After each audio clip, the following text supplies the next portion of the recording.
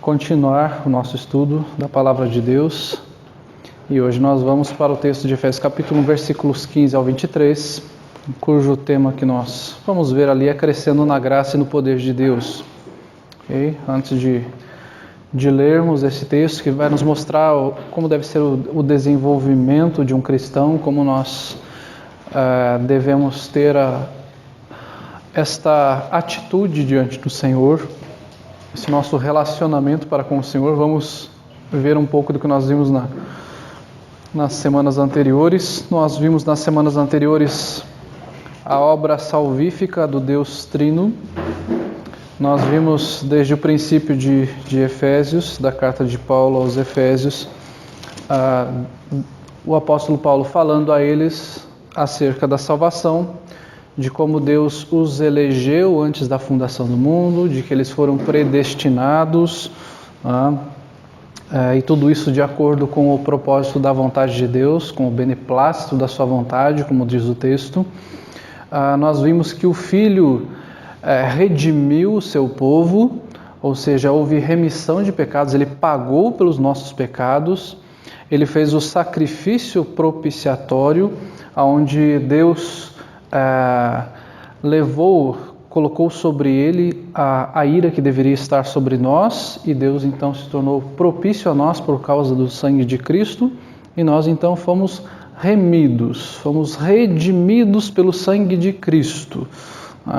E nós também vimos que, assim como o Pai elegeu, predestinou e o Filho nos redimiu, e Ele derramou o sangue dele por nós, o Espírito Santo serviu como garantia de salvação para nós. O Mateus falou na semana passada sobre o selo, sobre a garantia da salvação, sobre uma marca, que o Espírito Santo nos dá, que nos garante esta salvação, de que esta salvação não vai nos ser tirada, nem o próprio Deus vai mudar de ideia. Existe uma garantia, e o Espírito Santo de Deus é esta garantia. Então é a obra do Deus Trino, Deus Pai, Filho e Espírito Santo acerca da salvação. E nós, como vamos ver hoje acerca do desenvolvimento cristão, do crescendo na graça e no poder de Deus, é importante nós compreendermos que em todas as áreas o desenvolvimento ele é necessário. Em qualquer circunstância, em qualquer situação, o desenvolvimento ele é necessário. Vocês sabem que a tecnologia ela se desenvolve e não precisa você voltar 100 anos atrás.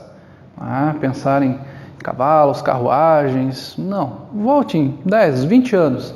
Vocês vão ver a tecnologia que eram os nossos computadores, aquelas telas de tubo enormes que você precisa fazer a maior força para carregar aquelas telas que hoje só servem para descarte.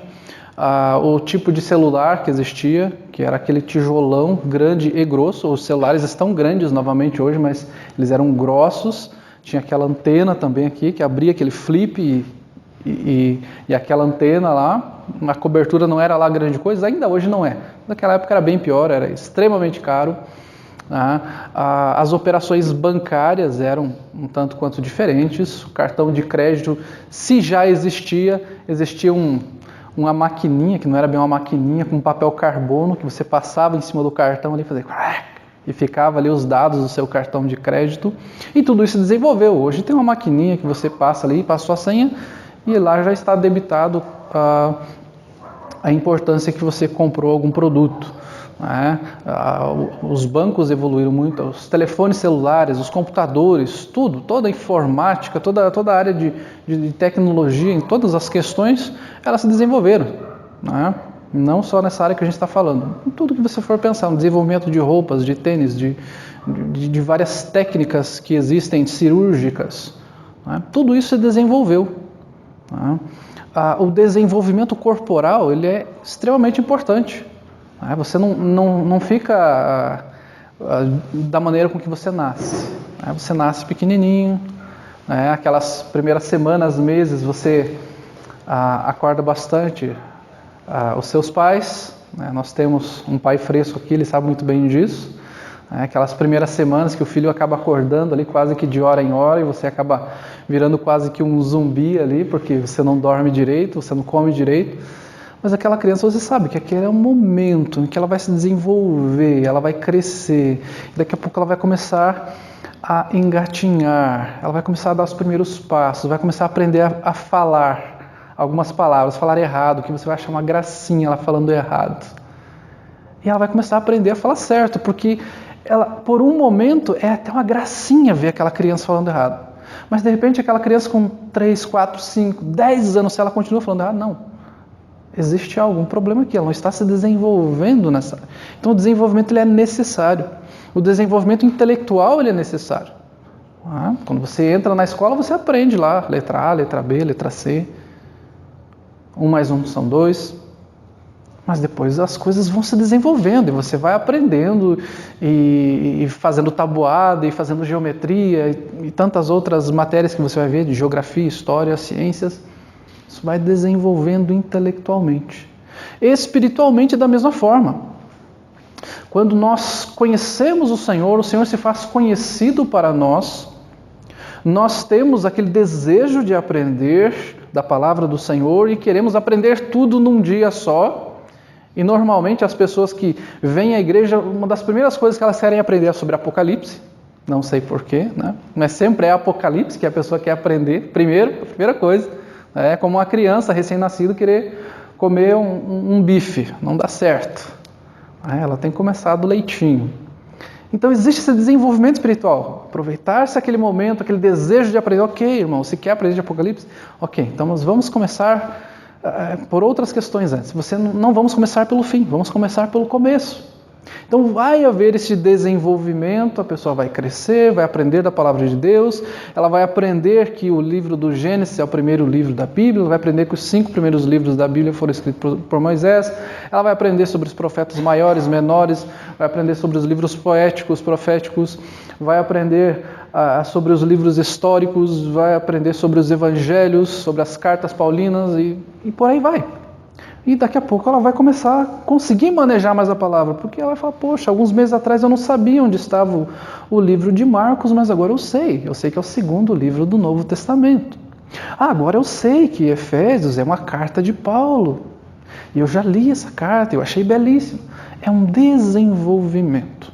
Todos nós precisamos desse desenvolvimento. Ou seja, quando há uma circunstância onde a pessoa passa anos e anos na igreja e ela não consegue manejar a palavra de Deus e ela não sabe direito, você fala, vamos abrir lá em 1 Coríntios, e ela tem que ir lá no sumário, de repente, ver aonde está isso. Então é necessário um cuidado a mais com essa pessoa, às vezes, para ver o que está acontecendo. Não é? Porque o desenvolvimento ele tem que ser necessário na vida de cada um de nós. Para isso, então, vamos ler o nosso texto agora, que é o texto de Efésios capítulo 1, versículo 15 em diante.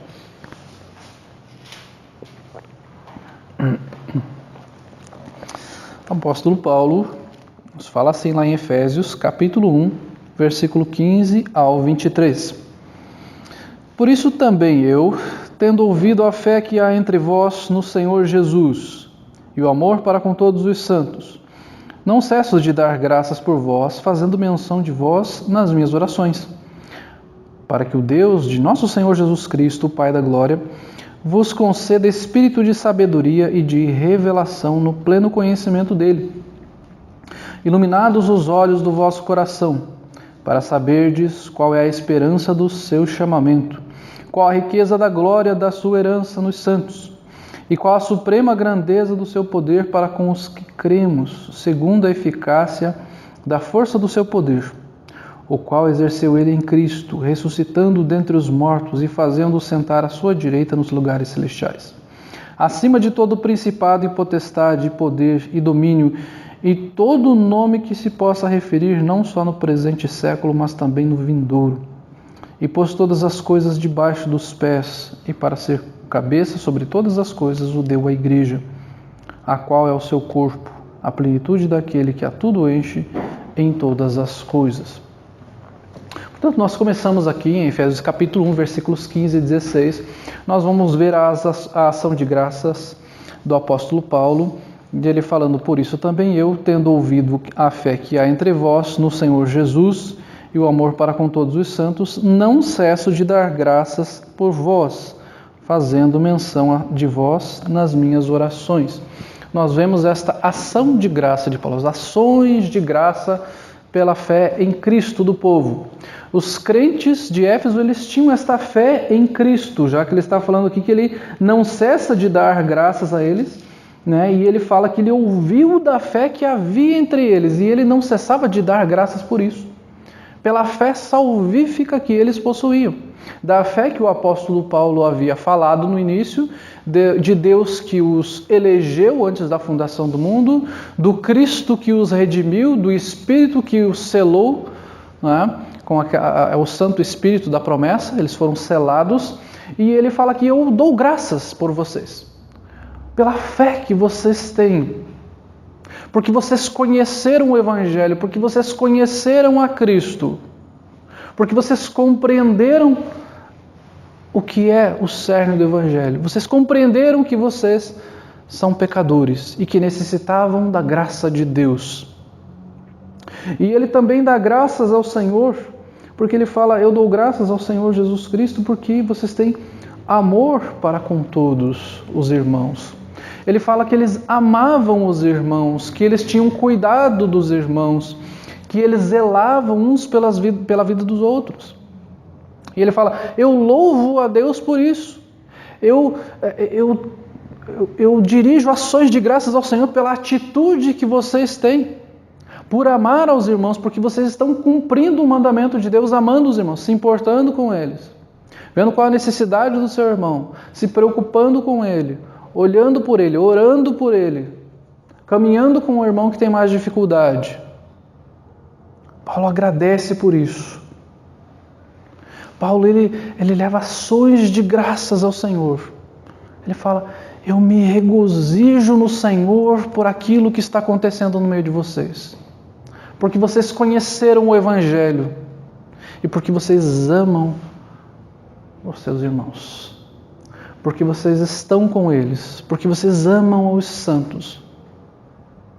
Nós vemos nas Escrituras que o primeiro mandamento é amar a Deus acima de todas as coisas, e o segundo mandamento é amar ao próximo como a si mesmo. Não são 3 mandamentos, como eu já falei outras vezes. É amar a Deus e amar ao próximo. Amar a si mesmo já é natural de você. Você já se ama tranquilamente. Você já se ama mais do que deveria. Por isso que o Senhor fala que o primeiro mandamento é amar a Deus. O segundo mandamento é amar ao próximo. E ele fala que disso depende toda a lei e os profetas. Ou seja, para você cumprir, para você andar no Senhor, para você andar nos caminhos do Senhor, é necessário primeiramente, ame a Deus. E depois, ame o seu próximo. Cuide dos seus irmãos. Se importe com os seus irmãos. Ame até os seus inimigos, a Bíblia fala. Se ele tiver fome, dê de comer. Se ele tiver sede, dê de beber. Mas o que Paulo está falando aqui é que eles amavam os santos, que eles amavam os seus irmãos, que eles cuidavam, um cuidava do outro, um se importava com o outro.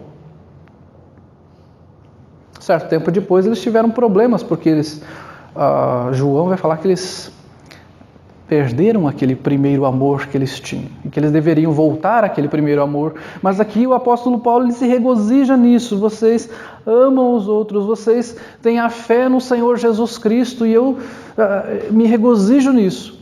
E aí eu comecei a pensar quais são os nossos motivos de ações de graças ao Senhor. Será que os nossos motivos para ações de graças são legítimos? Será que nós temos nos alegrado com aquilo que o Senhor se alegra? Ou será que nós temos nos alegrado de forma até desproporcional com coisas que são mais secundárias? Vamos começar a pensar de forma mais cristocêntrica aqui. Você pode se regozijar com algumas coisas que te dão alegria, sim, claro, você deve. Você não deve ser uma pessoa indiferente, nula, neutra. Isso não existe. né? Você pode se regozijar com uma casa que você está construindo, com uma roupa nova que você comprou. Poxa, que legal, comprei uma roupa nova, num preço legal. Isso é muito bom. Graças a Deus por isso. Que bom que eu consegui trocar meu carro, que não estava muito bom e tal, e agora eu tenho um carro melhor. Graças a Deus, porque eu consegui comprar um produto aqui que eu já estava pensando há um bom tempo e que vai ser bom para o meu trabalho. Tudo isso é legítimo. Mas será que proporcionalmente nós temos dado ações de graças ao Senhor por aquilo que Ele tem feito na vida dos nossos irmãos? Pelo crescimento na fé dos nossos irmãos, nós temos nos regozijado. Puxa vida, olha, aquele irmão está crescendo, aquele irmão está aprendendo a palavra de Deus, aquele irmão está se desenvolvendo, aquele irmão está, desde que ele entrou ali, eu vi que a olhos vistos ele está aprendendo a palavra de Deus, querendo aprender mais, ele está evangelizando, ele está querendo crescer dia a dia, está interessado na palavra de Deus, e eu louvo ao Senhor por isso. Percebam que muitas vezes isso não é motivo de ações de graças, e muitas vezes se nós cairmos nos princípios mundanos, nós tratamos, ao invés de ser como ações de graças, nós tratamos com inveja. Poxa, aquele irmão de repente ele está querendo se exibir, porque ele está aprendendo mais, porque ele quer se exibir para os outros, ele quer ser melhor do que os outros, porque ele quer se vangloriar de alguma coisa.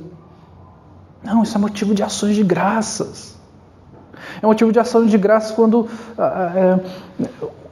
um irmão traz uma outra pessoa para conhecer o Evangelho. É motivo de ações de graça quando, em meio às dificuldades, um irmão persevera na fé e você pensa, eu louvo ao Senhor pela vida dessa pessoa que, apesar das dificuldades que ela está passando, ela está crescendo, ela está se desenvolvendo. Eu louvo ao Senhor por isso. Eu louvo ao Senhor que, em meio às dificuldades de cada um está crescendo, se desenvolvendo, buscando ao Senhor, se tornando cada dia mais motivados no Senhor, em meio a todas as dificuldades. Não, nós vamos continuar, nós vamos perseverar, nós vamos crescer, nós vamos louvar ao Senhor em todos os momentos. São ações de graças importantes que nós devemos fazer. Nós devemos dar ações de graças nessas circunstâncias. Não só naquelas outras, que são legítimas, você deve dar graças a Deus em tudo. Pela roupa, pelo calçado, pelo carro, pela casa, pela situação no seu trabalho, pelo aumento que você recebeu no seu trabalho. Pode sim, agradeça a Deus por isso. Mas lembre de agradecer a Deus a ação que Ele faz na sua vida, na vida de outras pessoas também. Lembre-se disso, eu louvo ao Senhor pela vida dos meus irmãos, eu coloco a vida dos meus irmãos nas suas mãos, eu desejo amar mais esses irmãos, como o apóstolo Paulo bendiz ao Senhor porque os irmãos estavam se amando, de nós pensarmos, poxa, vamos amar mais aos irmãos também, eu quero amar mais aos irmãos. Então é ações de graças pela fé em Cristo e pela unidade desses irmãos. É nós darmos ações de obrigado, Senhor, pela unidade que o Senhor nos dá. Obrigado por andarmos no caminho do Senhor, estarmos unidos no Senhor. E o texto continua. No finzinho ali do versículo 16, ele diz, fazendo menção de vós nas minhas orações, para que o Deus de nosso Senhor Jesus Cristo, o Pai da glória, vos conceda espírito de sabedoria e de revelação no pleno conhecimento dele, iluminados os olhos do vosso coração, para saberdes qual é a esperança do seu chamamento, qual a riqueza da glória da sua herança nos santos, e qual a suprema grandeza do seu poder para com os que cremos, segundo a eficácia da força do seu poder.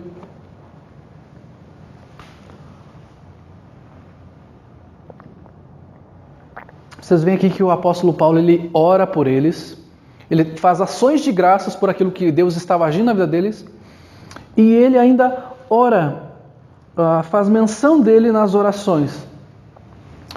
E nós precisamos também pensar em quais são as nossas prioridades das nossas orações, como das ações de graças, no momento que nós louvamos ao Senhor. Quais são as nossas prioridades na nossa oração? Será que a nossa oração tem sido bíblica?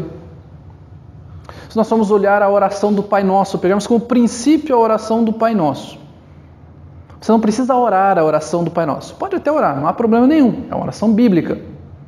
Mas a oração do Pai Nosso, ela tem um princípio, de que ela começa com: Pai Nosso que estás nos céus, santificado seja o seu nome.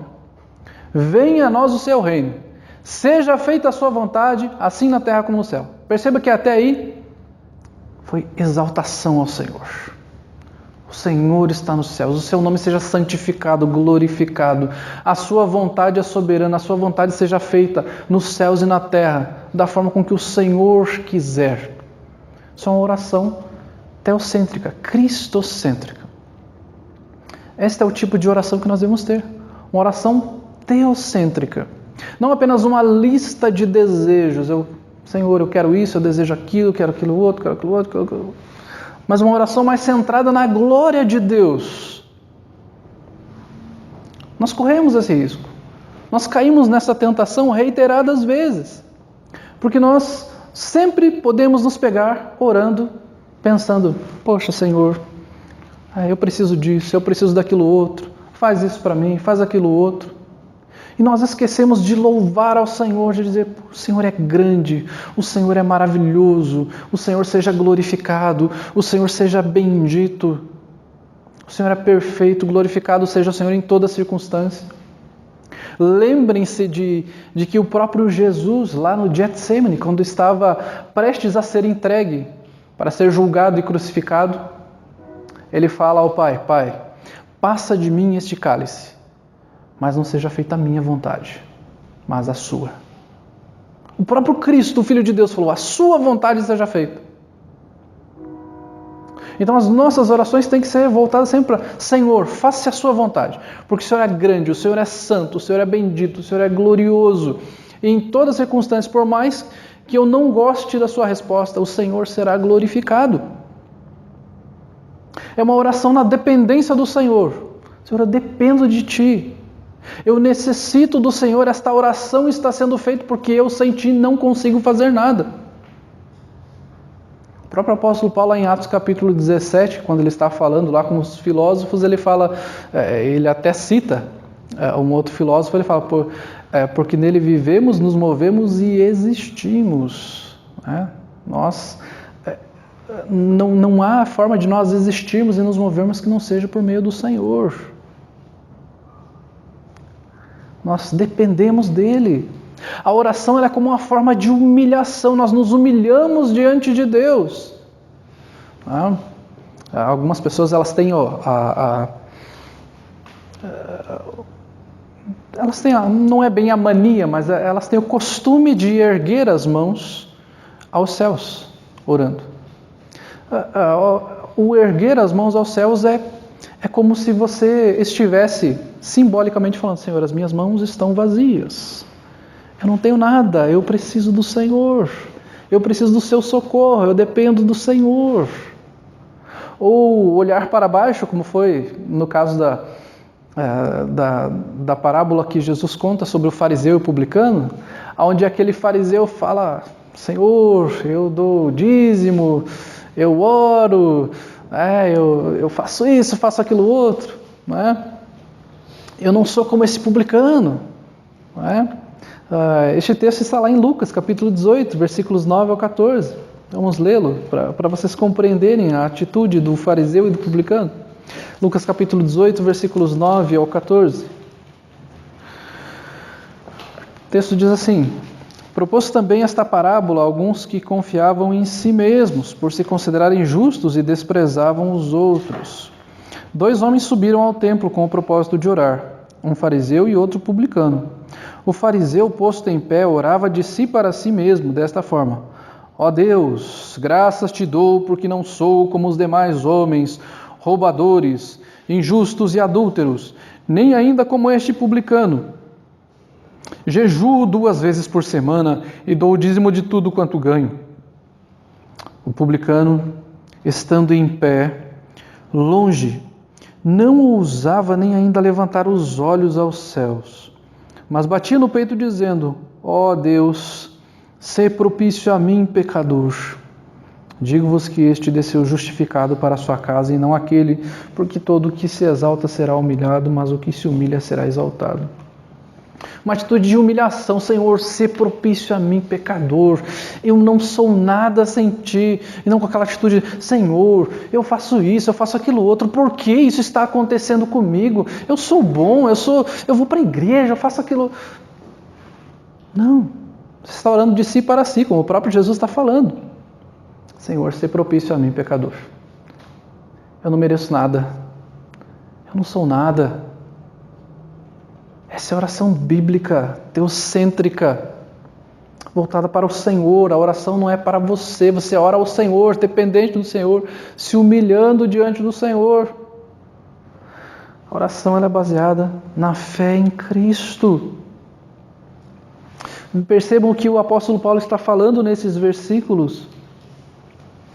Ele fala no versículo 17, para que o Deus de nosso Senhor Jesus Cristo, o Pai da Glória, vos conceda espírito de sabedoria e de revelação no pleno conhecimento dEle.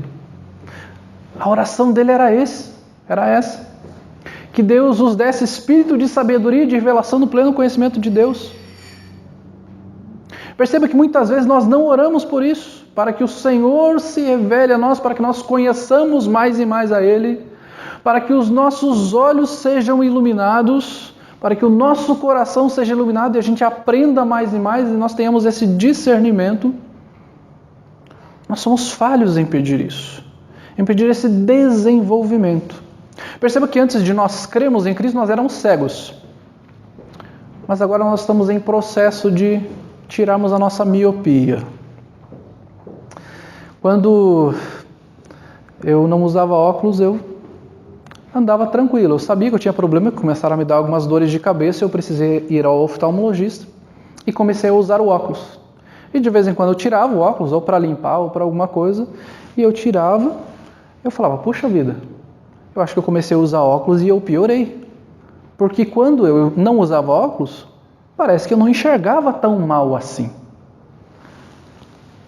Mas agora que eu estou de óculos, eu consigo enxergar bem, mas parece que eu não enxergava tão mal assim.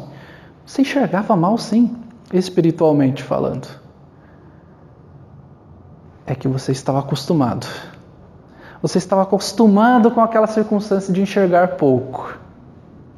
Nós tínhamos um colega na igreja que ele tinha uma miopia violenta. Ele ficava a menos de 1 metro da TV quando o filme era legendado. Ele, para passar na rua, ele não enxergava os carros, ele ficava prestando atenção no barulho. Se tinha barulho, ele ficava esperando o carro passar.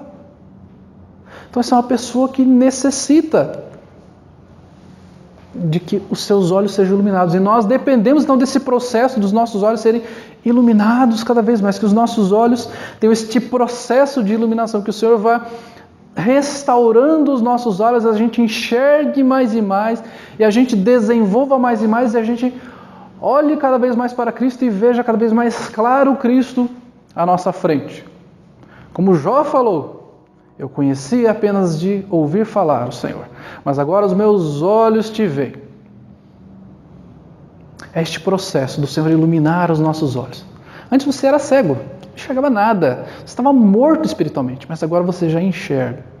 Algumas coisas ainda são meio embaçadas, mas o Senhor vai iluminando os nossos olhos, e esta é a oração do apóstolo Paulo, que vos conceda espírito de sabedoria e de revelação no pleno conhecimento dele, iluminados os olhos do vosso coração, para saberdes qual é a esperança do seu chamamento. Que os seus olhos sejam iluminados para vocês saberem desta esperança do chamamento de vocês. Qual é a esperança, qual é o motivo de vocês estarem aqui, de vocês conhecerem o Evangelho, de vocês estarem aqui neste momento ouvindo a palavra de Deus. Qual é o motivo? Por quê? É por acaso? É porque é legal? É por Cristo. Esta é a oração do apóstolo Paulo. Nós estamos aqui por Cristo, para a glória dele, por amor a ele, porque nós o amamos, porque nós queremos ter um relacionamento com ele, porque nós temos esta esperança, porque nós conhecemos o Senhor e sabemos do motivo pelo qual nós estamos aqui, que é para glorificarmos ele, que é para anunciarmos o Evangelho àqueles que ainda não conhecem, que estão perdidos. Ele fala aqui, continua o texto ainda, para saberdes qual é a esperança do seu chamamento, qual a riqueza da glória da sua herança nos santos. É uma riqueza, ele fala, é a riqueza da glória, da herança dos santos.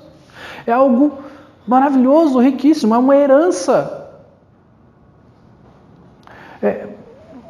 O salmista vai falar que a palavra de Deus ela é mais desejável do que o ouro puro. Ela é mais desejável que o destilar dos favos. E nós temos esta herança no Senhor, esta riqueza, que nem prata nem ouro podem comprar. Mas que ninguém pode roubar de nós essa herança. Ninguém pode roubar de você esta herança. É uma riqueza que nós temos, então não faça pouco caso desta herança. Não faça pouco caso desta riqueza. Você já imaginou alguém chegando, de repente um parente desconhecido, falece e fala, você é o parente mais próximo dele e você vai receber essa herança. Você fala, não quero não.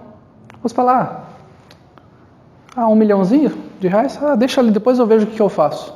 Não, você quer. Você vai desfrutar daquilo. E aqui está falando desta riqueza muito maior do que qualquer ouro, prata, dinheiro.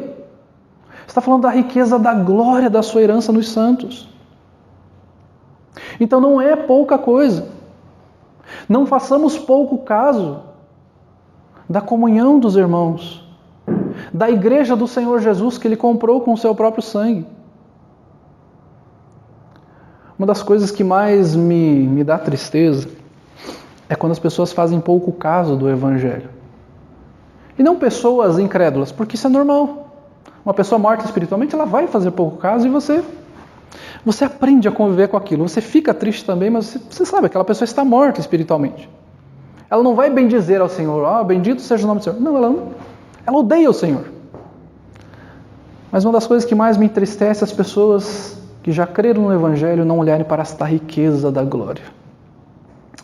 É criarem desculpas para não servirem ao Senhor. É criarem desculpas para não estarem em comunhão com os irmãos, quando deveria ser ao contrário.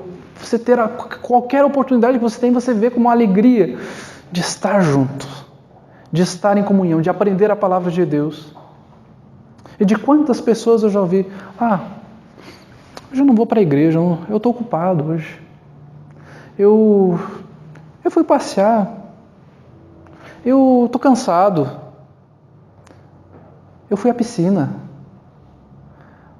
está frio, está calor, vai começar a chover. Eu já falei que eu tenho vontade de um dia fazer um livro com todos os argumentos que eu já ouvi das pessoas não virem para a igreja. Isso me entristece porque quando eu penso quão precioso é este momento, não é só para você bater cartão aqui, para você dizer, eu estou indo todo domingo. Não, mas é o desejo de você estar aqui. E de você falar, poxa, eu estou com os irmãos aprendendo a palavra de Deus. Eu estou crescendo com os irmãos. Eu faço parte do corpo de Cristo. E o corpo de Cristo tem que andar junto. E esta herança é preciosa. E tem pessoas que fazem pouco caso disso. Isso nos entristece. É uma das coisas que mais me entristece. É pessoas fazerem pouco caso disso. E acharem que isso é nada. Que é descartável. O momento de comunhão com os irmãos é descartável. Quando der, eu vou. Quando eu estiver bem disposto, eu vou. Quando eu não estiver com vontade de ir à piscina, ao shopping, ou assistir um filme no cinema, eu vou. Quando eu não estiver cansado, não estiver chovendo, eu vou. Percebam como as pessoas desdenham do Evangelho. Pessoas que deveriam olhar para algo precioso. Se vocês forem olhar na história da igreja, ou mesmo agora em lugares mais humildes, pessoas andam a pé quilômetros e quilômetros para ouvirem a palavra de Deus. Às vezes descalças, com pouca roupa, humildes, mas elas estão lá, eu quero ouvir a palavra de Deus. Pessoas se reúnem escondidas em lugares. Eu tenho irmãos em Cristo que trabalham, que são missionários em lugares onde não é permitido pregar o Evangelho. Eles se reúnem à noite. Eles cantam baixinho para que ninguém ouça. Porque se ouvirem, eles chamam a polícia, eles vão todos presos. Eles teriam, humanamente falando, todos os motivos para não estarem ali. Não, eu vou cantar só no meu coração, na minha casa sozinho, escondido no meu quarto. Eu quero estar com os irmãos. Eu quero aprender a palavra de Deus junto com os irmãos, porque a igreja é o corpo de Cristo e o corpo de Cristo tem que estar junto. E nós aqui com todos os recursos, com todas as possibilidades. Não. Vamos deixar para a próxima. Hoje eu não estou bem. Nós perdemos esta motivação. Nós perdemos esse desejo de estarmos como irmãos, de entendermos que existe uma suprema grandeza do poder para com os que cremos, que é o que o texto fala aqui, qual é a suprema grandeza do seu poder para com os que cremos, segundo a eficácia do seu poder. Nós cremos num Deus santo, num Deus grande, num Deus poderoso, num Deus que nos salvou, não é o Deus dos memes que tem aí na internet. Não é aquele Deus que fala uma pitada disso, uma pitada daquilo, uma pitadinha de mau humor, ups, derrubei muito aqui. Um Deus descuidado. Ou o Deus dos dizeres de internet. Deus dá as grandes batalhas para os seus melhores soldados. Acho que então Deus, ele não sabe todas as coisas, então ele deve ter me confundido com o Rambo, né? Coisas assim que parecem ser engraçadinhas, mas que você afronta a santidade de Deus. Você está afrontando a santidade de Deus. Quem te deu permissão para você brincar com a pessoa de Deus? Quem te deu essa permissão? Quem te deu essa permissão para você usar o nome de Deus em vão? O Deus grandioso, santo, perfeito, absoluto. Quem te deu essa permissão? Quem disse que esse mandamento foi revogado de você usar o nome de Deus em vão? Deus é grandioso, não é o Deus das piadas, não é o Deus da sua imaginação, não era o Deus dos Efésios lá, não era Ártemis, não era todo aquele panteão de deuses que eles tinham. É o Deus único e verdadeiro.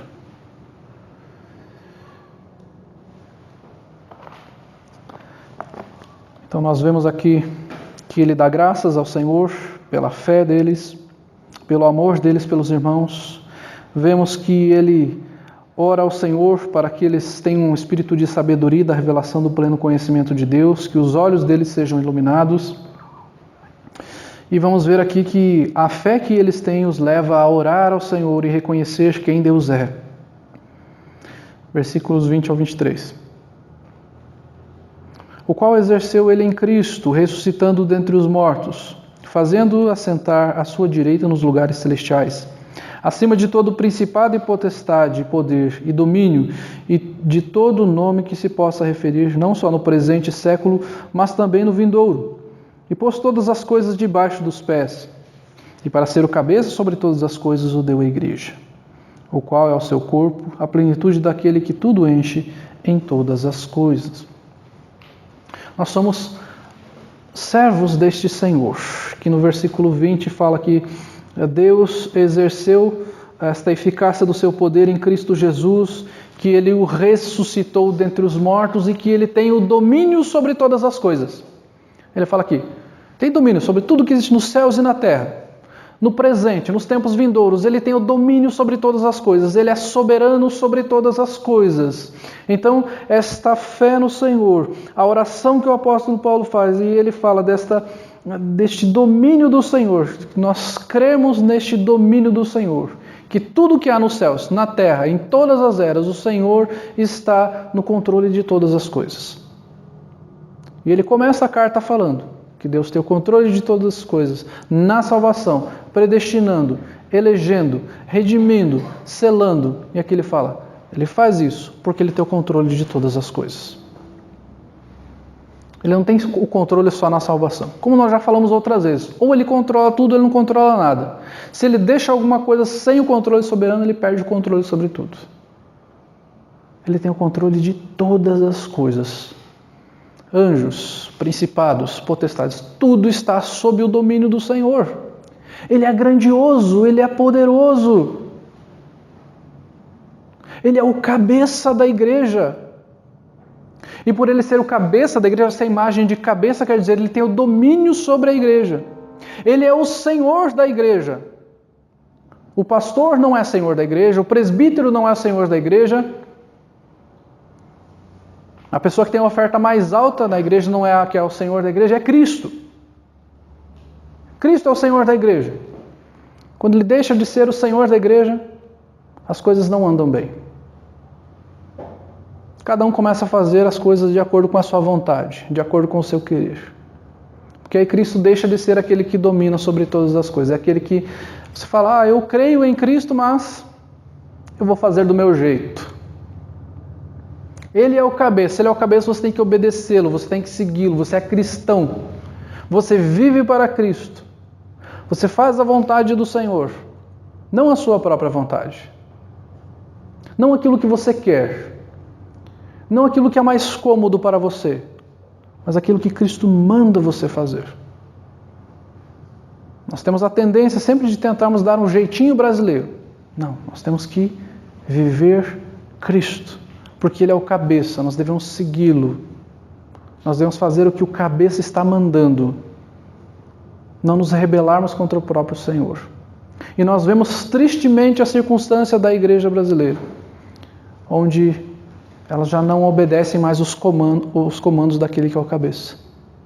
Elas querem viver por si próprias, elas querem ter uma vida própria. Elas querem ser uma igreja sem cabeça, uma aberração. E é o que nós vemos por aí hoje em dia. Igrejas que são verdadeiras aberrações, porque não tratam Cristo como cabeça da igreja. Vivem para si próprios, não cumprem os mandamentos de Deus, não consideram a palavra de Deus como suficiente, não consideram a palavra de Deus como autoridade definitiva para as suas vidas. Vivem para si próprios, não seguem a Cristo, querem fazer apenas as suas vontades e não a vontade de Cristo. Ele é o cabeça da igreja. A igreja é a plenitude daquele que enche todas as coisas, ou seja, Cristo é aquele que concede o crescimento também à igreja. Se nós estamos sob o comando deste cabeça que é Cristo, a nossa satisfação está em Cristo. A nossa satisfação não está em entretenimento, não está em programas, não está em novidades que possam ter. Não, a nossa satisfação está no Senhor, Ele reina. Nós cantamos uma música hoje sobre isso. Reina hoje entre nós, Senhor. Não apenas de palavras. Reina hoje. O Senhor é rei. Ele deve reinar em nosso meio.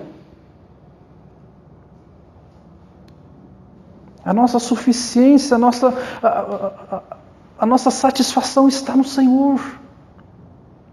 Senão nós vamos tentar ficar procurando cada vez mais nos sentirmos satisfeitos em coisas, em situações. E vamos começar a buscar igrejas. E vamos começar a buscar circunstâncias em nossas vidas profissionais e pessoais para nos sentirmos satisfeitos. Quando na verdade, quando a nossa satisfação não está em Cristo, nós começamos a buscar em outros lugares. Quando o Senhor não é a cabeça da igreja, nós vamos começar a buscar a satisfação em outro lugar. E as pessoas vão se tornar cada vez mais insatisfeitas. E elas sempre vão querer algo mais, algo diferente, alguma novidade. Quando na verdade é o Senhor. É estarmos mais próximos do Senhor. É nós estarmos diante do Senhor e falarmos: Senhor, eu preciso que os meus olhos sejam cada vez mais iluminados. Eu preciso que o Senhor me dê cada vez mais sabedoria. Eu preciso que o Senhor me dê cada vez mais conhecimento. E não apenas de orar: Senhor, muda tal pessoa, muda esta circunstância, mas de orar: Senhor, se for a sua vontade, muda essa circunstância. Mas se não for a sua vontade, que o Senhor me molde em meio a essa circunstância. Que o Senhor trabalhe em mim em meio a essa circunstância difícil. Em meio a esta perseguição. Em meio às calúnias. Em meio a traições, a mentiras. Que o Senhor molde meu coração, que eu me pareça cada vez mais com o Senhor, mesmo nas situações mais desfavoráveis que possam acontecer. Que eu me pareça cada vez mais com o Senhor. Que eu cresça como corpo de Cristo, como membro deste corpo. Para que o nome do Senhor seja glorificado para todo sempre. Que a minha vida seja para o Senhor, não para mim, mas que a minha vida seja para o Senhor. A minha vida está aqui e eu quero honrar ao Senhor com tudo aquilo que sou e tenho. Que seja tudo para a glória dele. Vamos orar.